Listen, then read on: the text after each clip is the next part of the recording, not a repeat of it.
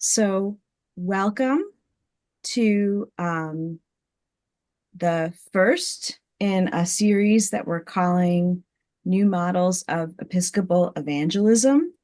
I'm Regina Walton, and I'm one of the co-chairs with Joyce Shearer Hook of the Evangelism Working Group, which is a committee of diocesan council. So Joyce and I are council members. We have a few other diocesan council members who are on the Evangelism Working Group, but the group is open to anyone in the diocese. So if you're interested in coming together about once a month and thinking about evangelism in our diocese and how that looks and how it could look, we're a relatively new group within the last, I guess it's been about a year. And we are mostly meeting during the day now. That could change if there's more interest from folks who would need to not meet during the business day. But we decided to start sharing some of our conversations. Oh, Jane Redmond is here. Jane is also on the Evangelism Working Group too, and Malia and some other folks. So we decided to just start sharing once a month inspirational stories from around the diocese that are real, not ideal. You know, there's no perfection this side of the veil. God is not finished with us yet, but we want to share our stories and lift up good work that's being done. There's a lot of talk about church decline, and on the Evangelism Working Group, we also talk about church decline. But we want to become a diocese where we talk about the hard realities that we're facing, but we also really lift up and share and celebrate awesome and creative ministry that's being done. So, just to introduce today's presenter briefly, the Reverend Scott Ciosek is the rector of St. Peter's Episcopal Church in Dartmouth, and he also is the executive director of the Bridge, a Center for Hope and Healing that is connected with St. Peter's. That is a nonprofit counseling center that Scott will say a lot more about. And he also, through St. Peter's, has started a campus ministry with UMass-Dartmouth. And he is going to share to us tonight in a presentation called New Wine, New Wineskins, a new model for parish ministry in the contemporary world. And we will get to hear how all these things have come about.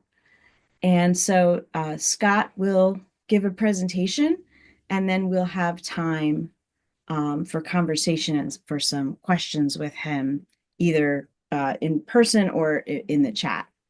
And just a reminder that this is being recorded, so if you'd rather not be on camera, it'll be fine to put your comments and questions in the chat. All right, so with that, and Scott, you don't have any slides or anything, right? That I'd need to make you a co-host, or do you?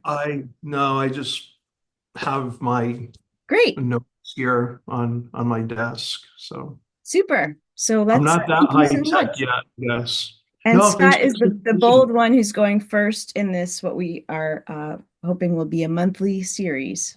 So thanks for being bold. I think actually you're first because you weren't at the meeting and we I scheduled you. think that's what happened. But it's I also because you're brave and courageous. I wasn't there to defend myself, I guess. So no, I'm grateful, very grateful for this opportunity. And thank you. As Regina had, oh, how long do I have again? I know we talked about this, but there's a presentation part and then the About question. Oh, 20-25 minutes. okay, great. As Frank knows, he's up in the corner there. I have great difficulty talking that long, right, Frank? It's not true. So no, I'm grateful for this opportunity. And as Regina said, I want to be really mindful of the spirit of this conversation, that I realize, we all realize, that there are so many parishes out there, right, doing incredible work, parishes that are growing and changing and touching lives. And this is really just our story, right? And it's one story of many. And our hope and intention of this talk, I think, is really to help us all to be open to the spirit working among us, right, in our entire diocesan community. So in no way is our story suggesting that it has to be your story, right? This is just what worked for us, and it is in no way a model of perfection. So in today's description and the invitation that we all received to be part of this, it was written, St. Peter's Church in Dartmouth is striving to redefine the Christian experience for the contemporary world with a collaboration between the Episcopal Campus Ministry at UMass-Dartmouth and the Parish Counseling Center, the Bridge, a Center for Hope and Healing. And we now, in the last few months or so, have even expanded that a little bit to be working in close collaboration with our neighbors at Grace Episcopal Church here in New Bedford. So a new shape for God's church is being born in this particular time and space. And we just like to say it looks different, right, from the traditional church. So 12 years ago, in 2013, St. Peter's Episcopal Church was ready to close. And the demise began about 10 years before that. And it was all wrapped around the consecration of Bishop Gene Robinson when he was consecrated as the Bishop of New Hampshire, and who we all know was the first openly gay bishop. And here in Dartmouth, this parish was a very, from my understanding, traditional conservative base. And they all left. The more progressive folks stayed, but there was such decline year by year that in the next 10 years, the congregation dwindled to about 6 people. So there were multiple layers of dysfunction coupled with absolutely no vision, no hope, and no mission. And the book of Proverbs, I just love that quote, love that quote, where it says, without vision, people perish. And I just, at that point in my life, I had just been received as an Episcopal priest, said, let the Spirit move. Let's take the risk and see where the Holy Spirit will lead us. The first few years were very, very difficult for me. I was working full-time, running a hospice grief support program. I was an eighth time. Have you ever heard of an eighth time priest at St. Peter's? And I was also an eighth time priest at another parish in New Bedford, each for 5 hours a week. My wife was in nursing school. Our kids were all under the age of 7. And I was also 2 nights a week teaching a death and dying class at Bristol Community College in Fall River. So it was very clear that this could not go on forever. In the first year, we really worked hard at changing the look of the place. We cleaned it up. The place was absolutely filthy. The buildings were in horrible shape. They were dark. They were unwelcoming. And one of the first things that we did is we put up a flagpole looking at the reason for the demise with a rainbow flag as our first step to make it known that this place would be a place of radical welcome.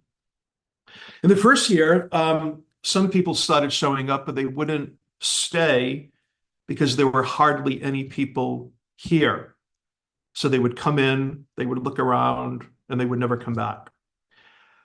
And those who were still here, and I really had to think nicely about how to say this, they were not the best people magnets. They were drawn to one another, I think, just out of a shared neediness. And eventually, when they saw the changes happening, when they eventually saw new people coming in, they too left. The following year, the vision for the Bridge, Center for Hope and Healing, came into being. And how that happened is one night we were in the parish for a really late night meeting. They were talking about renting the place out to make money. And I was saying, no, we have to do our own thing. And it was late at night. It was a very hot night in July. And I remember standing out there about 10 o'clock at night, looking up at the building, this big empty house that we had, and just asking God, listen, if you have a plan for this building, let it unfold. And be careful what you ask for, because over the next days and weeks, the vision began to unfold. The vision was really about caring for everybody in the community, not only the people who were sitting in the pews. How could we care for people who were struggling, people who were lost, trying to make sense of life, people who were grieving, dealing with anxiety? And the mission for the bridge came into being. And today, about 8 years later, the Bridge is now a 501c3 nonprofit counseling center, caring for people who are struggling with depression, grief, life transitions, anxiety. And each month, we serve an average of about 240 to 280 children, teens, adults, young adults, with a staff of about 6 licensed clinicians, and we're looking to grow even more. And we're very clear, though, that the Bridge is separate from the church, but we're also clear that the mission of the Bridge was founded out of the mission of the church. And while we're not technically a Christian counseling center, we're more of a generic counseling center that has no agenda to push. We are providing a space for anybody, regardless of their religious tradition or no tradition, to find hope and healing in the midst of their life journey. And what we have found over time, and this really was not part of a marketing plan, but it just happened, that we find that people are coming in the door of the Bridge and they're feeling loved and cared for, and then occasionally we'll see people, and it happened more in the early years, where they would then find themselves coming into the doors of the church. But we're still seeing it. Some stay and some just come to check us out. Going back in time and looking back to St. Peter's, around the same time the Bridge began, we began to draw some new people. And we were drawing enough people that those who were coming in were now staying. And the first thing that we did is we really, and I attribute this to our early growth and even our growth now, is we developed a very strong social media presence, right? So I attributed that early growth to God and to Facebook.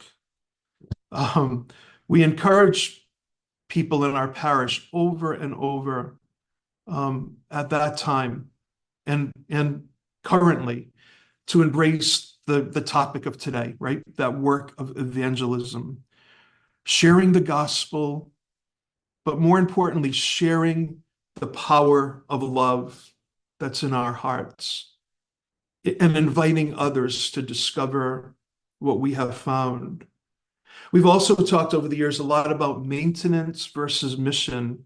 Churches that are focused on maintenance only look inward, right? They're only looking at their own membership. But churches that are in mission mode look outward to who is not here.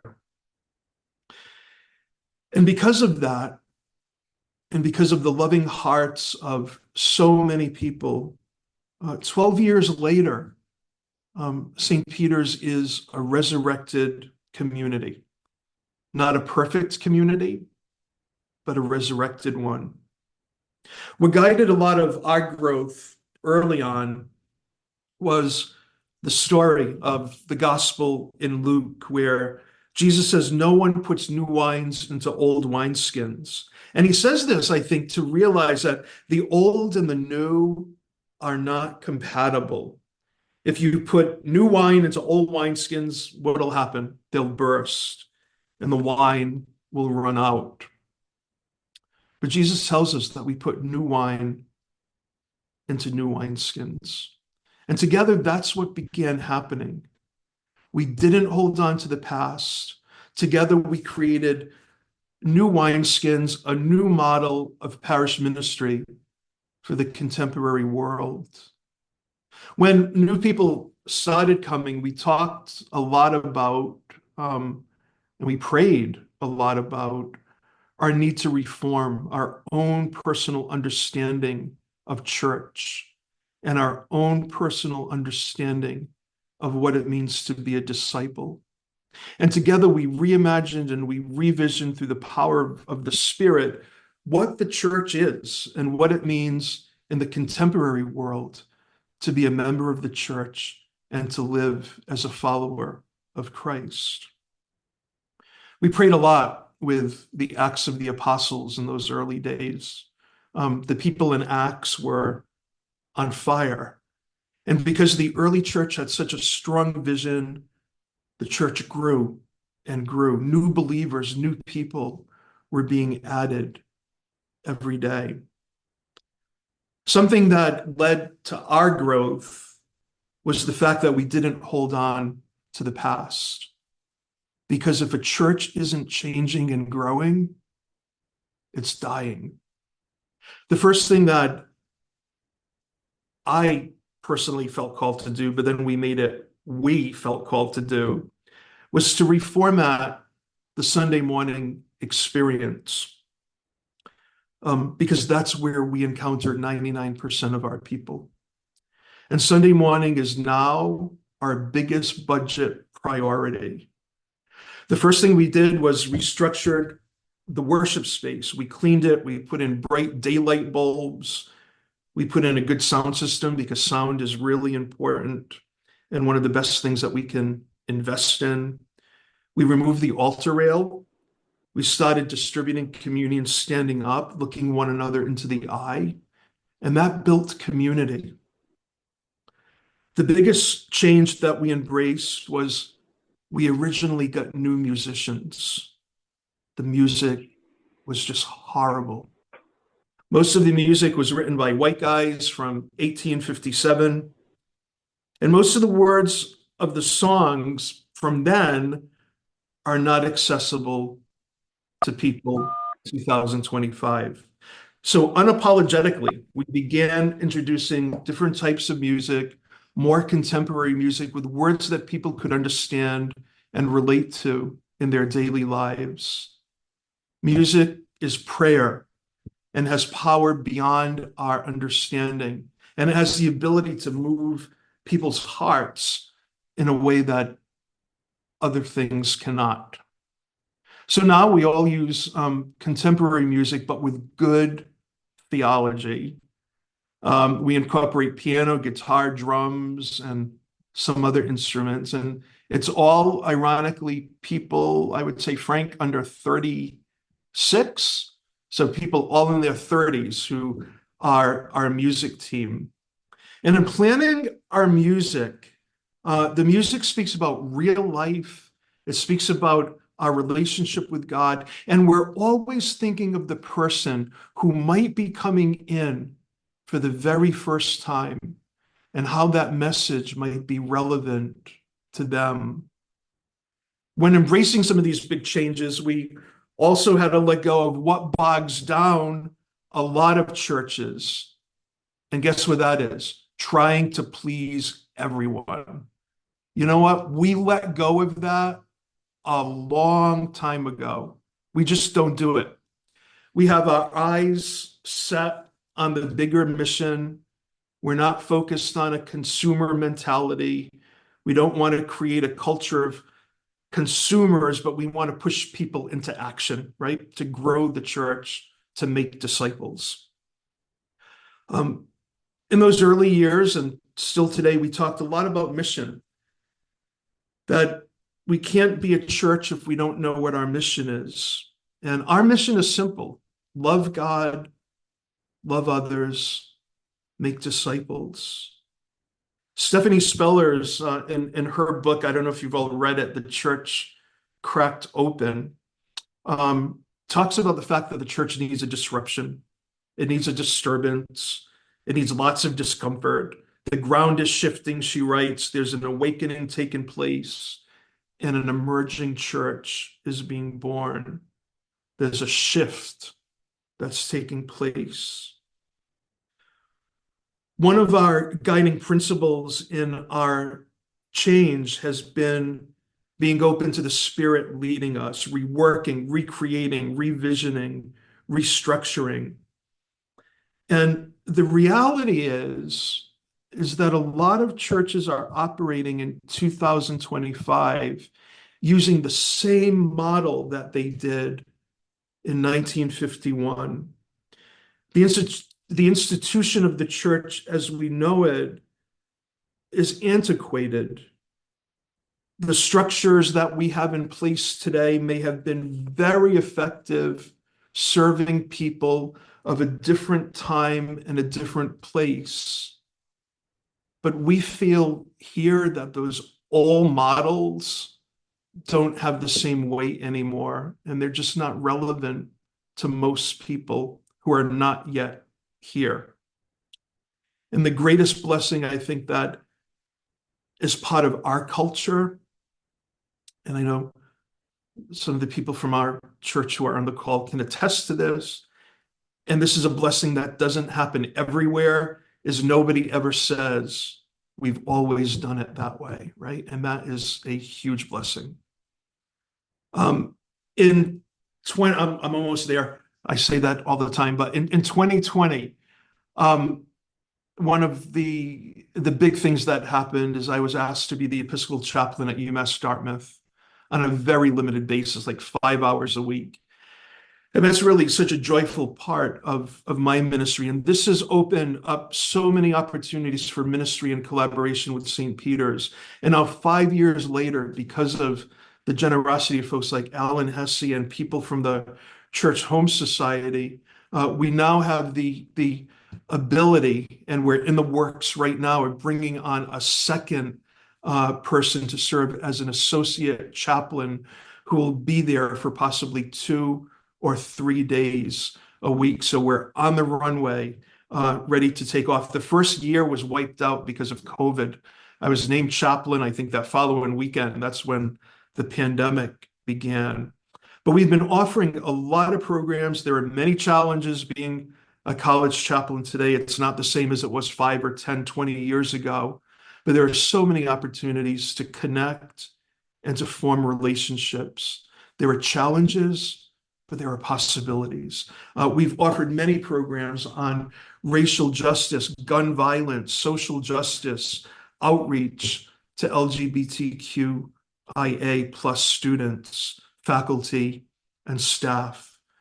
And we're still working on the connection, on the increased connection to the life of the parish, particularly on Sunday mornings. Some highlights very quickly of the last year.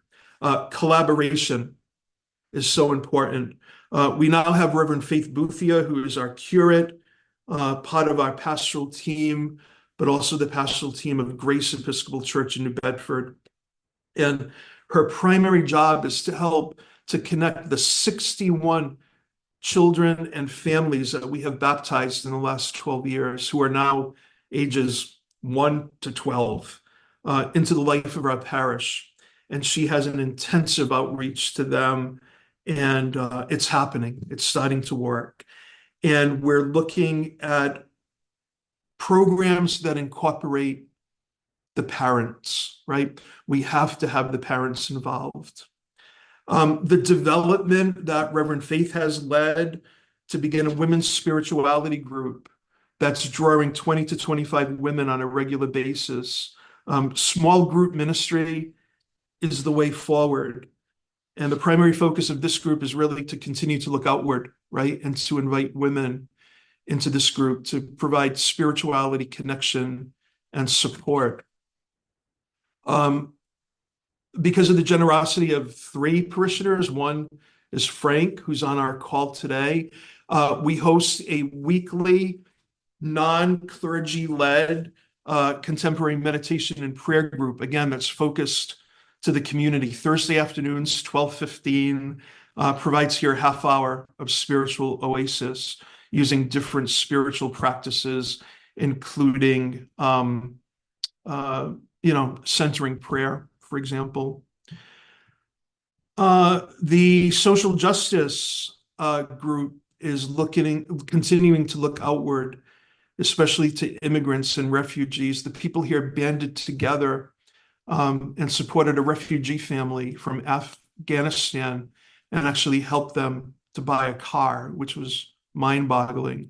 The Thanksgiving drive, we partner with the Dartmouth school systems to identify families in our elementary school and middle school, so that connection to the public schools, and that we provide them with a Thanksgiving meal, and always looking for opportunities throughout the year to make that grow. Strong outreach to homebound parishioners, those in hospitals and nursing homes. Adult formation, and Frank has taken the lead on this. We never stand still in the spiritual life. We're either moving forward to God or away from God, right? And our transformational faith formation programs. How many do you have signed up, Frank, for Lent? It's pretty. This year we have 20, and I just ordered 5 more books. Here we go, right? So that itself is inspirational. Small groups, we're doing a chosen group. We're doing dinner church, which is a very unique experience of doing dinner and church kind of squished together. And again, that's geared toward people in a non-threatening way who might be new to the church, who just want to come hang out, have dinner. We break bread, do a brief Eucharistic prayer, share God's word, and do some music. Our parish LGBTQIA ministry continues to grow, has hosted many social opportunities in this last year. And the executive order of Jesus is to continue to make that grow and to be stronger as Project 2025 is all unfolding before us. So that's some of what has helped us. Are there challenges? Yes. Stewardship is one. We keep struggling, especially with our younger families, folks who may be struggling. But now we're looking for visionary ways to be able to use our property to create some creative income flow. Another challenge, although we've moved from like 6 people to having on our mailing list like 146 individuals or families in 12 years. The challenge, though, is not everybody comes to church every week anymore. Huge growing edge for us. It might be for some of you. But we keep inviting, we keep doing the work of evangelism. Some folks, instead of coming weekly, come twice a month. Others come once a month. Others come when the Spirit moves. But we do have a strong core base who's here on Sunday morning, but there's an awful lot of fluctuation. If everybody came all at the same time, it just would be wonderful, right? It would be an amazing thing. So that's a big challenge for us. So that's it. I'm kind of coming in, landing here. We're just excited. We wanted to share our story. A new shape of the church, we believe, is just being born here. It looks different from what it used to. And the power of love that we strive to share here has the potential to continue to change this community and to lead people more, as Tom Shaw used to say, deeper into the heart of God. So thanks for listening. Sorry if that was a little long. It's hard to put 12 years into a short time here, but that's a little bit about us. Thank you so much, Scott. You're welcome. It was so great to just hear you. I've heard a little bits and pieces of the story, but it's great to just have the time to have you share it at length. And before we open it up, just a few things that I heard. there's so much wonderful focus on outreach in what you shared. I did notice, though, that you all did a lot of, I guess, what we might call inreach. There was a lot of reflection on your worship. And it was clear that there was a lot of reading of the scriptures and reflecting, when you talked about, oh, in those days we read a lot of the Acts of the Apostles, and those early believers were on fire, and, they were growing, and we were reflecting on that. And it's clear that in the early days, it was a very prayerful community. So I just want to name that because I think sometimes when we think about um, outreach, it's like you just have to focus outward and that's all. But really, there's also that serious self-reflection, revisioning, looking at the music. You cleaned out all the junk. And Mm. as a former rector who's personally rented a dumpster on many occasions, like sometimes you just gotta there's our spiritual baggage, and then sometimes there in our old churches with all the nooks and crannies, there can be a lot of physical baggage too that has to just go.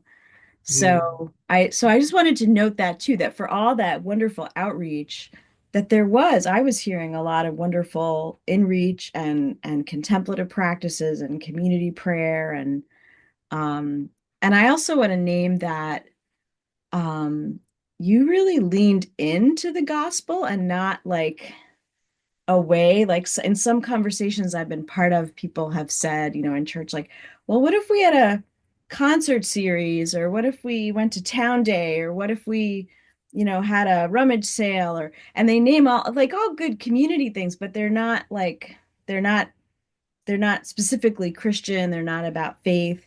And it's almost like, well, we can't, like, you don't want to put Jesus like right out in the front there because who knows, that's not maybe what people want. But I notice in your story, you all really doubled down on Jesus at the center and on God's love.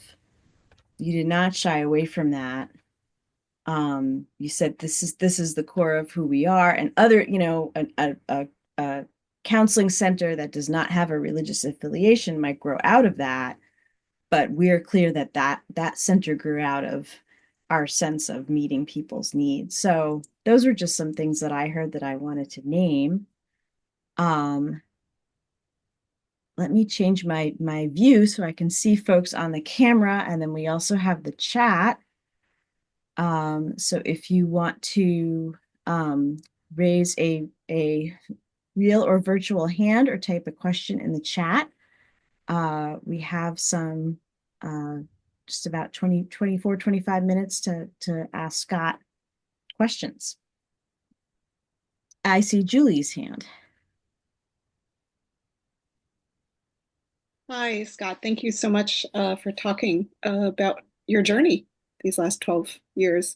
Um, you mentioned a lot about having to, it's not let go, but that there's a lot of stuff, the traditional ways need to get rid of those or change them and stuff. And I heard about the music changing, but I couldn't pick out anything else of all the things that you were doing that I would say church didn't do, 20, 30, 40 years ago. So I'd love for you to elaborate a bit more on what are some of the things that you think churches need to let go of.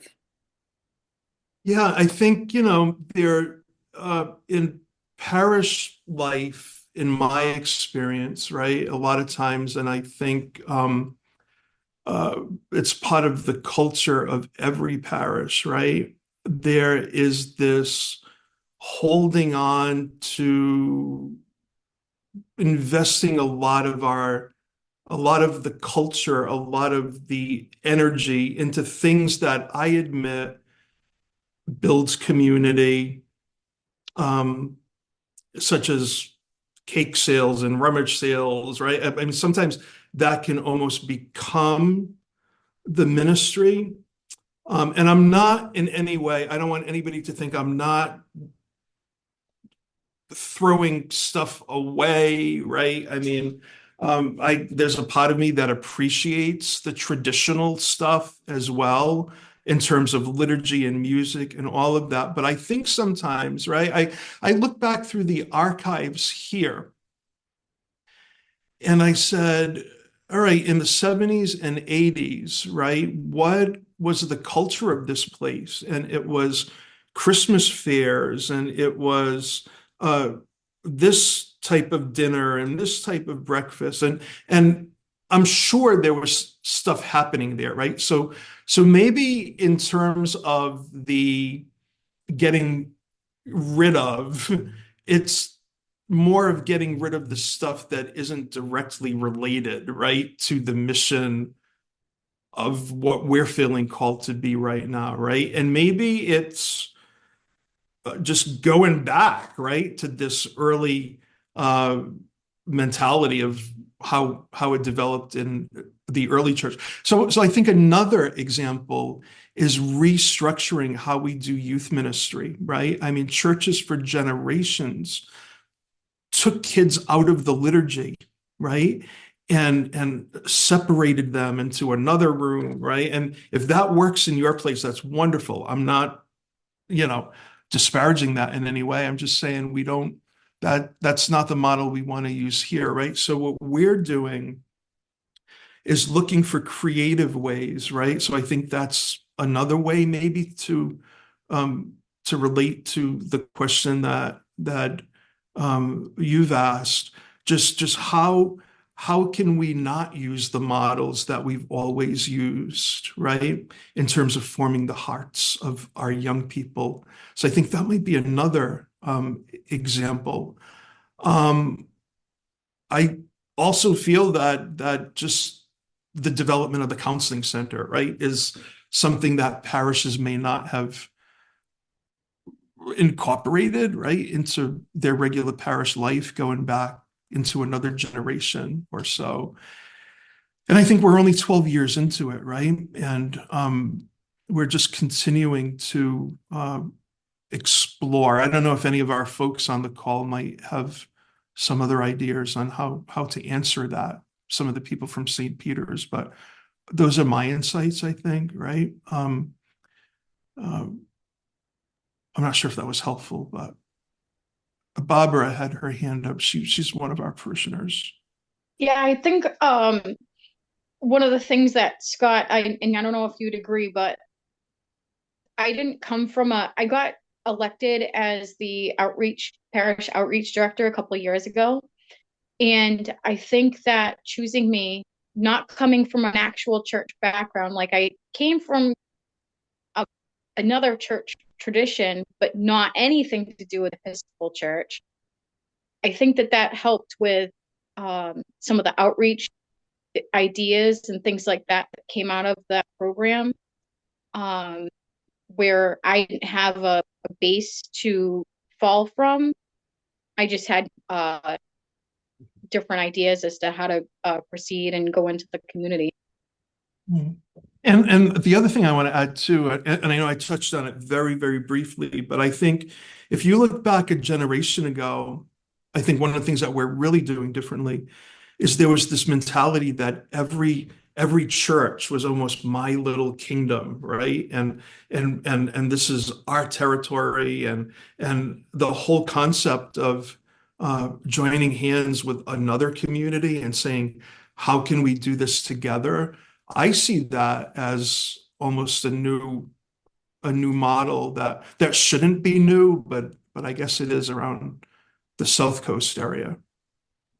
That's great. So I saw Alan's hand, and then I saw Natalie popped her hand in for a minute. So why don't we go, and then we have a question in the chat. So Alan, why don't you go next? Well, I've known Scott for a little while. He's my hero, and I always say I want to be like Scott when I grow up.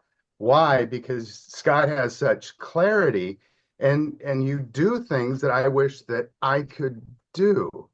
So my question is more for your people that are here.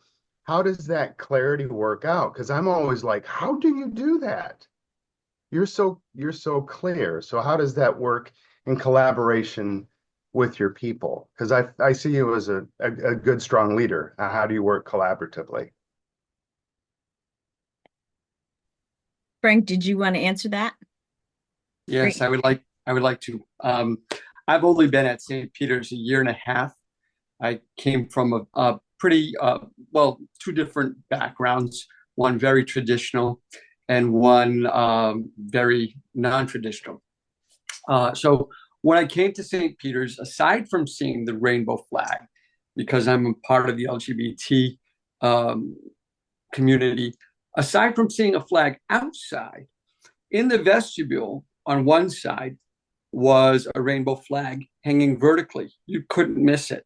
On the other side was a flag similar to the rainbow flag, but it was hung horizontally with words across the stripes. And those words are, this land is indigenous land.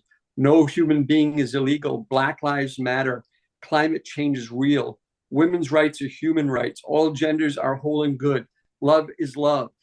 From the moment I walked into that vestibule to the moment that I left on that Sunday morning, I knew I had found home. Not only from what I saw, but from the reactions of people in the congregation. No one had their church pew. When you come into St. Peter's, someone is not going to give you the hairy eyeball because you're sitting in a pew that their family has sat in for 10, 15 years. Our congregation makes an effort to be outgoing, an effort to be loving, an effort to welcome the person that walks through the door for the first time, regardless of how young, how old, where they are on any spectrum. And so that's what I found at St. Peter's, along with a real outward vision. When you come to St. Peter's, you're not going to find a hymnal in the pew in front of you. You're going to find a liturgy that's very contemporary. It's not even right too, I don't think, but it is very liturgical. But the words are relatable. And I hope that I've answered your question, Alan, and others. I'll leave it there. Yeah, and what I hear is just ways of setting the tone that are very clear about what the values are. I also noticed that both Frank and Barbara, who spoke earlier, are newer members and they've been empowered to be in leadership positions. And that's something in some of our congregations, right? You might be a new member, but you have to wait your turn. If you want to head up the parish retreat or the Christmas pageant, or, you know, if a newer leader wanted to step into a leadership role, start something new, that might cause some heads to turn or some noses to be a little out of joint. So that's something I've noticed too. Yeah, Go I ahead. was just gonna say, to answer Alan's question, or just to follow up on it, I think I just see that, right? Exactly what you just mentioned as a big part of my leadership style, just empowering folks to lead whatever ministries that they feel called to lead, right? I mean, with discernment, right? As long as the skill set is there. I mean, so Frank actually had been here for less than a year, I think, and you were already leading adult formation opportunities, and it's just to raise that up and let it all fly, you know. Yeah, that's great. Natalie. Thank you. Thanks, Scott, so much for sharing. I am. Can you hear me? My husband's on the other earbud and he's like, I can't hear you. So I'm glad y'all can hear me. So we're making it work tonight. So this is really wonderful, and grateful to you, Regina, and to the whole working group, and Scott for sharing your story, and Frank and Barbara for being here. Questions. I have two. The first is, how did you think about forming, and Regina, you talked a little about this, but like really forming the team of people that was going to do this with you at the beginning? Like, you know, kind of how did you know they were the people who were going to be able to let the dead die and birth the new with you? And kind of how did you get commitments from them to really to go into this? And the second question I have, I actually have three, so I'm going to keep myself to two. The second question is, when you were doing this at the beginning and the Bridge Center was coming out, how did you really boundary your capacity, right? Like, because you can't do 100 new things at one time. How did y'all really lean into that and say no to other things to pour yourself? Yeah. The older I'm getting, I'm learning to say no much easily. In 10 years ago, I wasn't in that place. So uh, yeah, I don't know if I can clearly answer that because I just feel that the vision was so big that I just felt that I was running in circles at times. And it was particularly challenging because it's just 12 years out and we're just hiring a part-time parish administrator, right? Like a paid employee to be able to help with some of this. So um, in those early years, as much as I hate to say this, I just felt myself doing almost everything. And it's actually in the last 2 years that people are stepping up all over the place, right? Um, uh, so yeah, I mean, it was just, I guess, the capacity to follow where I felt I was being led. Um, Building the team, were you relating to the bridge or to the parish or to everything? I was thinking about the people. You talked about reading Acts and kind of like really going down with a core group of people, and I'm curious about, so I guess the parish and the bridge, but like who were the people who carried the vision with you at the beginning, and how did you Yeah. develop them and identify them and know they were gonna be willing to follow God like you're talking about? Well, in the early days, it it was almost easier because like the whole parish was really the vestry at the very beginning, right?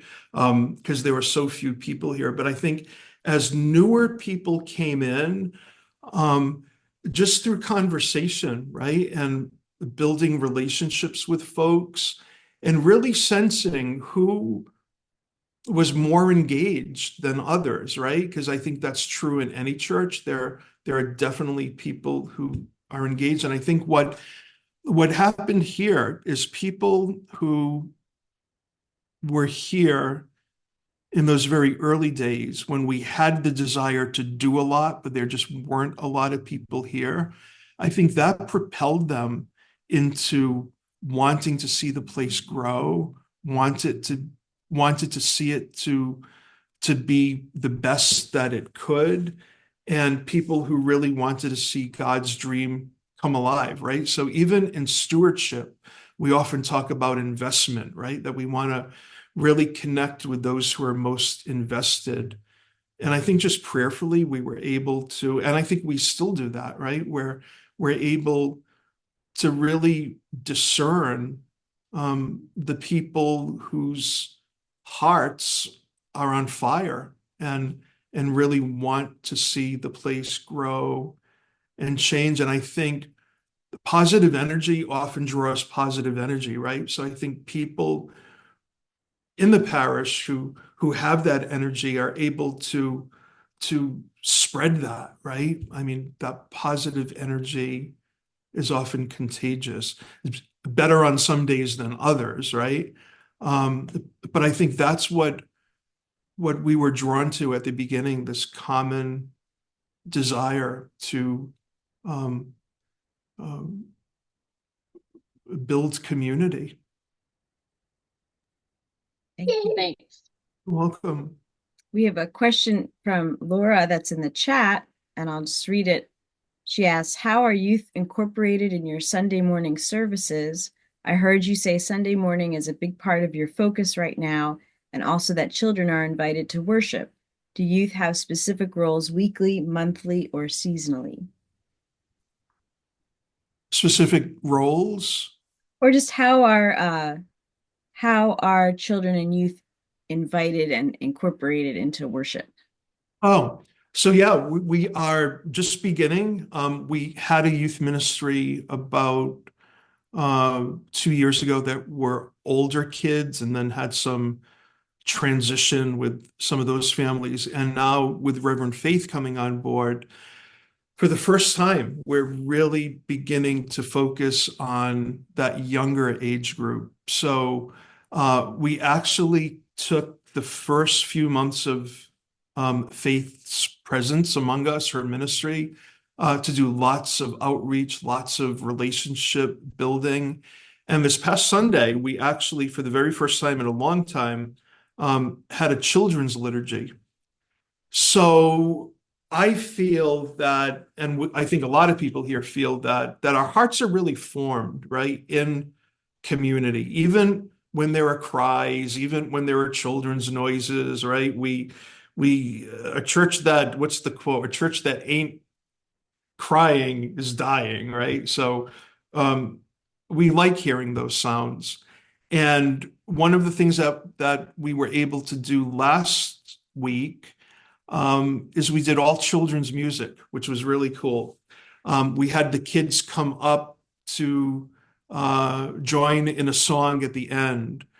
We had an interactive homily where Reverend Faith brought them up, and they all had a teddy bear, and she creatively connected it all to the Beatitudes. And then following communion, we were doing another song, and there was this big train of kids kind of running around the church in kind of a dancing way, right? So that, I can't tell you how many emails I got that just said, it is so great to see these young people, these little kids, right? 5, 6, 7, 8, 9 years old, just bringing this energy, even if it's running through the church, right, to a song. And then following the service, what we do is we cancel coffee hour on that particular Sunday, and we invite the parents and the kids, and we have breakfast together.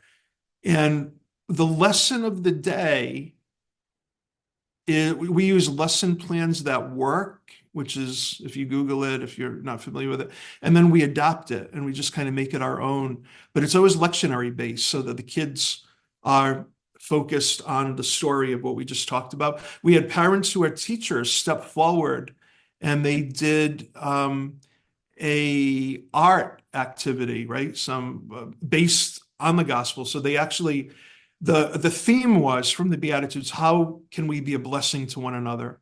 So they had a great conversation about that. Then they made these cards, and then we're going to take the cards and deliver them, I think, to the local nursing home or an assisted living facility, reminding those folks how they can still be a blessing. So it was beautiful. Faith is incredibly talented, and is able to do things that that I just don't have the skill set to do anymore, which is work with young kids, right? I used to at one point, until I had my own, I think, right? No, don't record that. That'll go wild. No, this is so great. And I want to mention too, just that Faith is a strategic curate, what's called a strategic curate, right, Scott? And so I'm lifting that up because since Diocesan Council is sponsoring this, we have the Bishop's Annual Appeal that is going to be announced shortly. And one of the foci of the Bishop's Annual Appeal this year is funding these strategic curacies. So, St. Peter's probably wouldn't have been able to have a part-time curate, and Faith's ministry is shared between two congregations. That's funded through a diocesan grant. But all the churches in our diocese, all the Episcopalians, have a chance to contribute to funding, for more strategic curates, because they can have such an impact on churches that are growing. So I just want to, lift that up. Our Bishop's Annual Appeal hasn't always had a focus. Sometimes it's just a general appeal, but this year that is a focus that people can be part of. Just realized, I'm sorry. Go ahead. So one question, in terms of the duration, We're doing that now on a monthly basis. So it's that children's Eucharist. So it's going to be like a parish event every month. Sorry, I forget So that. many great formation ideas here. And also in our evangelism working group, we're realizing that a lot of us are also what we call formation people, people who care a lot about Christian formation in different, lay people, clergy, teachers. So evangelism and formation are very connected. And even just from Scott's description, that's a really robust offering for kids that is liturgical, it's artistic, there's teachers that are involved. So, just to sort of reflect on that. I want to let's see, we're almost out of time. Oh, and Natalie says in the chat, lifelong discipleship. Oh, Frank, I saw a wave from you. I'd just like to quickly add that in that children's service, two children, young children, brought up the gifts from the back to the altar. We don't have an altar rail, so all the children were invited to stand around the altar for the consecration. You might hear children's voices sometime in the church, but you could have heard a pin drop. Their eyes were focused. And I thought to myself as I was in the congregation looking up, what an incredible, holy, and life-changing event that is. And one last thing, I am looking forward to, under Scott's direction, the day that we have all of our old wooden pews removed from the sanctuary so that we all can sit around the altar in the center. Awesome. $1,000, we can do it. Great. And yeah, that children have a real role of service in worship. That is a role that often adults have, right? Bringing up the gifts. That's great. So I'm mindful of our time. I do want to, Natalie asked a question that also was sort of my question in the chat. So I want us to, we'll just take a minute to have one last question before we close. And she asked, do you think it would have been possible to reorient so drastically if St. Peter's hadn't been at so close to closing? And it seems like a lot of us I know here, in our congregations that are certainly not, not as close to closing as St. Peter's, the resistance to any kind of change, to moving the position of the collect of the day, these little changes, or or de-emphasizing Apple Fest or whatever the fundraiser is. The resistance to those kinds of things can be so outsized, so huge. So I guess, do you have any for those of us serving or worshiping in congregations that are in a different point in the congregational life cycle? Do you have a good word to speak to us about how to overcome some of that resistance? Yeah. Yeah, no, I probably don't, because I'm like, I completely fully admit, right? Like all the stuff that has taken place here was probably wouldn't be able to be done in a place where there is such an entrenched culture. I think the real blessing here was that there were 6 people and they all left, right? And then that provided an opportunity to set the table in a way that probably would have faced a lot of resistance if there was a core base still here. But I still think that with a lot of education and a lot of conversation and a lot of bringing people on board, that I do still think it's possible, right, to bring places to new visions. But I think the ultimate posture is just being totally reliant upon the Spirit. And I really mean that. That's not just a platitude, right? It's if so many church people sometimes are just so closed to new things and to new ways. I was also at another parish I had mentioned in New Bedford while I was doing this one. And that was not a life-giving experience. And after a few years of being there, I said, I've got to get out of here. This is going to kill me, right? I mean, and the two places were in similar situations 12 years ago. And one bought onto the vision and the other didn't, you know? So Jesus, could, the disciples, I'm reminded when the disciples said, that is a hard teaching. I think that's a hard teaching, Scott, that sometimes the resistance, it's just very hard to overcome it. But it's very honest. But with God, all things are possible. And so, the Spirit can work through a lot of resistance. But I think it's important for us to remember too. So I am mindful of our time. Thank you so much, Scott. What a wonderful thanks to all of you. Great questions from folks. Great reflections. I do want to just mention that next month, Wednesday, March 26th. So next time will be a Wednesday, March 26th, 5:30 to 6:30. We have the Reverend Malia Crawford, who's right on the screen with us right now. We'll be speaking about small church as a laboratory for experimentation. And we'll be talking, she'll be talking especially about children and youth and really wonderful creative ministries and how you can start a toddler service and grow your own youth group over the course of a decade. So some of the threads that we started today, we can pick up, I think, next time with what Malia will share, and that's so great. And we've got some more of these in the works, so we're really just hoping to have one every month, and we're going to try to put them on the diocesan YouTube so that people can also view them later. But just wonderful questions from everyone. Thank you, St. Peter's folks, for popping on and sharing your experiences too. And thank you for your faithfulness.